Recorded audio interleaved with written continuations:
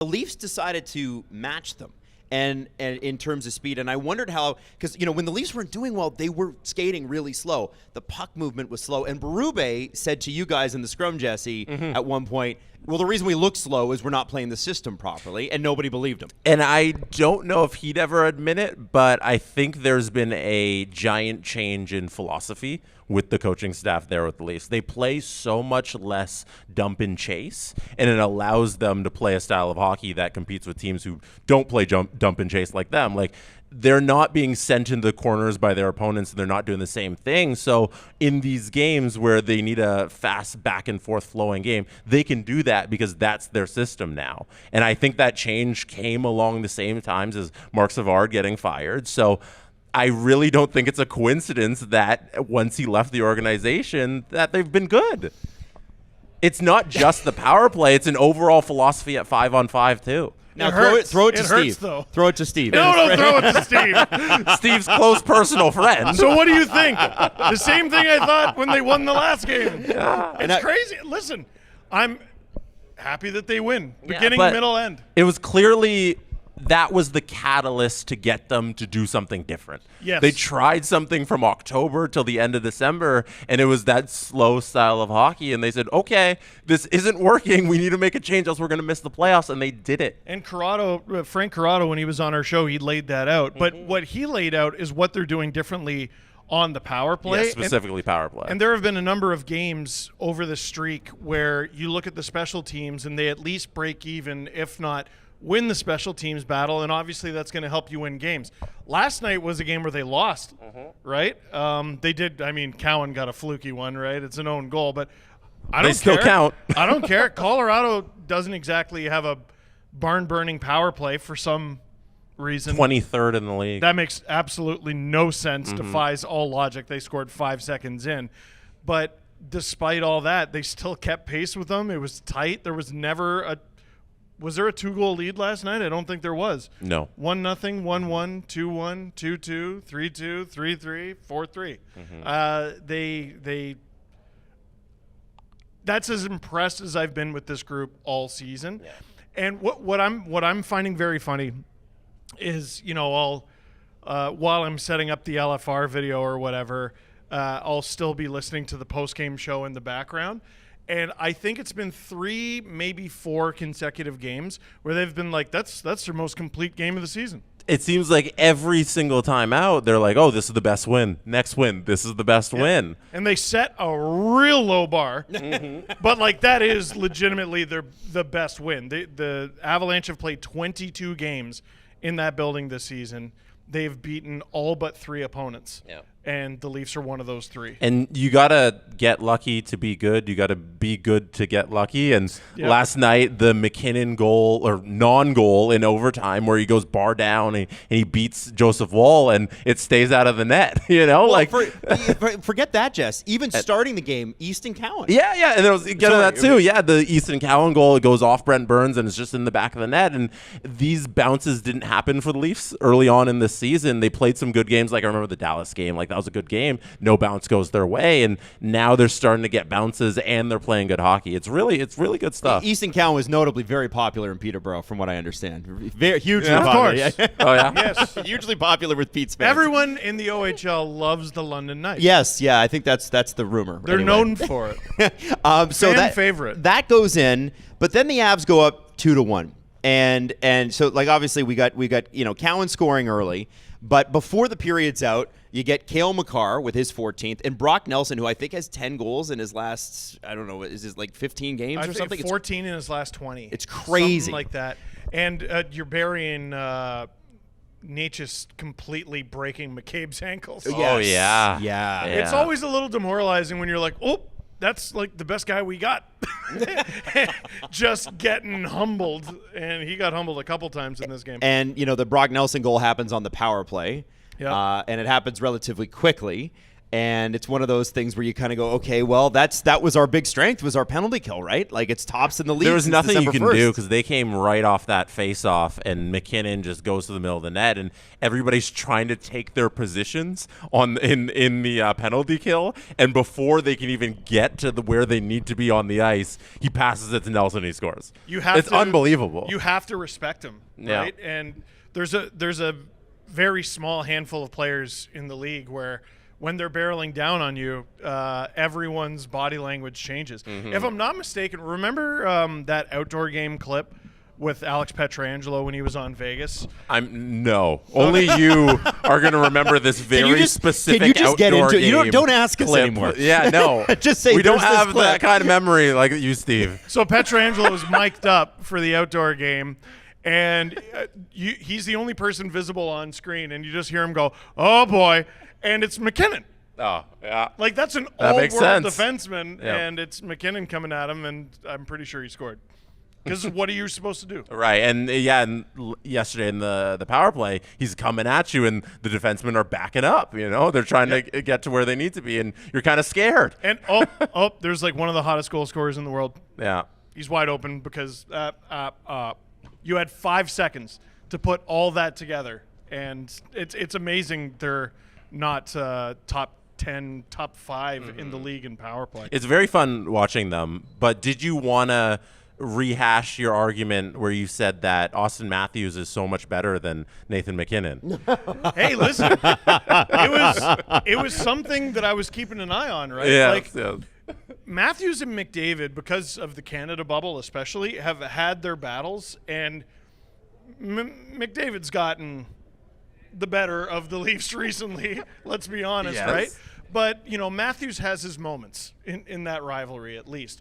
Whenever these two go head-to-head, it's kind of tough, man.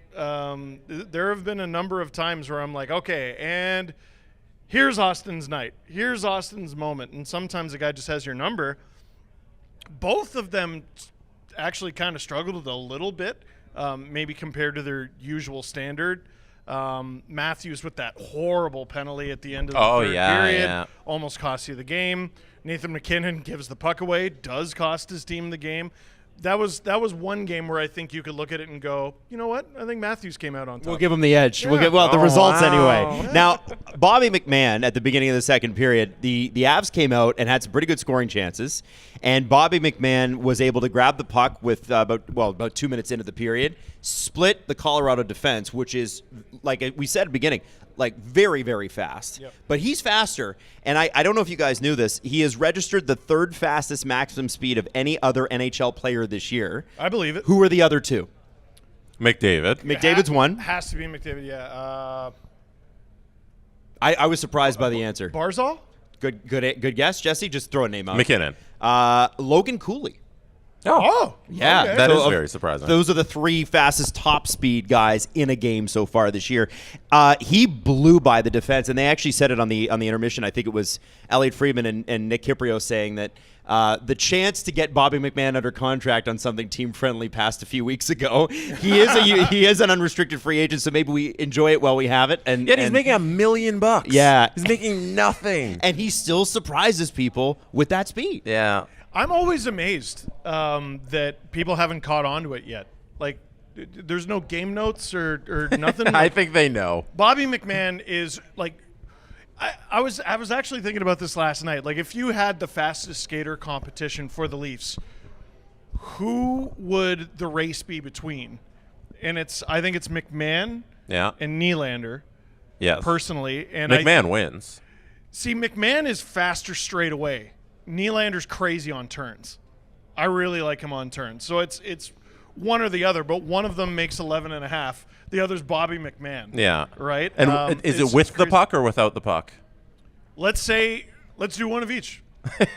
I always like to think of these situations as I'm a billionaire and I get to fund whatever vanity project I want. Yeah. I'm going to make him do it more than once. I think I've honestly always thought the skills competition needs to be with the puck.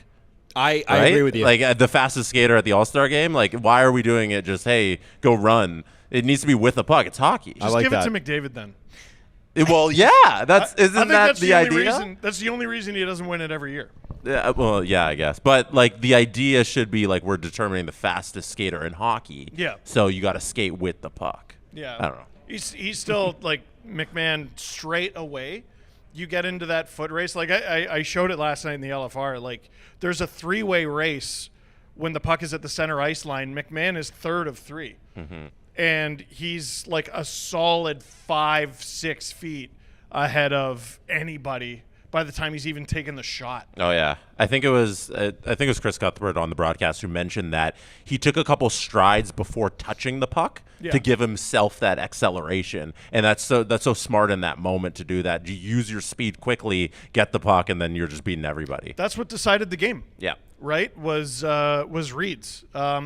Cowan's goal is obviously luck. McMann is a calculation that leads to a breakaway, leads to a goal. Matthews and really underratedly Riley had a nice little communication there that allowed Matthews to beat Manson for the third goal. And then in overtime, it's all 3 guys having the same idea at once, right? Matthews, OEL leading the charge, and Nylander made his decision to go for it before McKinnon did, and that was it. Yep. Right? They were really smart last night. The rise of Bobby McMann's been interesting too, because you look at his stats through, like, I mean, we could go all the way back to the AJHL, but we don't need to. He went to Colgate University. Where's Colgate University, Steve? The toothpaste factory. No. Where is it? I have no idea. Jesse, where's Colgate University? New York, I believe? New York, you got it. Oh. Yeah. I know that from March Madness. He played 4 seasons there, never got more than 14 goals. And you're talking about 30, 40 games a season. He's got 14 goals now. He's got 14 Wow. goals now. He had 20 last year. He had 15 the year before, 24 with the Marlies and 21, 22. And was never, like, even with the Growlers, you know, he was a point-a-game player, and the Wichita Thunder, roughly a point a game, but not, you know, when you're at those levels, you expect guys to kind of blow the doors off. And it seems like he's come to the NHL and really for the first time in his adult life figured out how to score goals, which is usually something you figure out in smaller leagues. I think one thing that we've seen kind of go away over the course of us doing this podcast, you know, over a decade, is if a guy isn't fully developed into what we expect him to be by the time he's 25, it's over. He's cooked. It's done.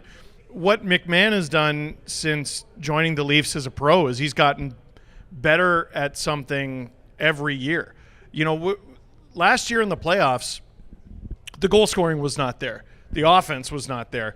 But there was a little bit of bang and crash that was sort of missing from his game badly.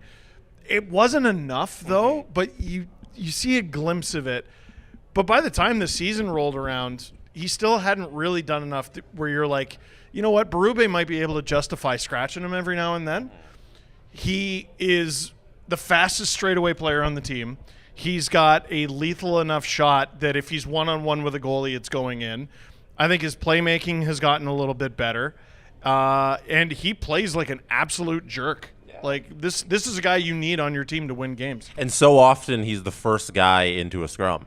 Do you remember there was the one game we were complaining about them having no pushback, and he was the one guy who had pushback and laid a couple There were hits? a few of those Yes, games. I remember. Yeah, and we came on the show and we were like, Bobby McMann's the only one. Like, Could not tell you what happened, but yes. That's a number of times this season, and that toughness is what we've asked out of the skilled players for so long for the Leafs, and Bobby McMann is doing it. It's awesome. And, you know, He was also on the fourth line last night. Well, I think that's the important thing, too, right? Did Like, really forget well. that. Did really well in the top 6. Got Yeah. demoted. Didn't mope.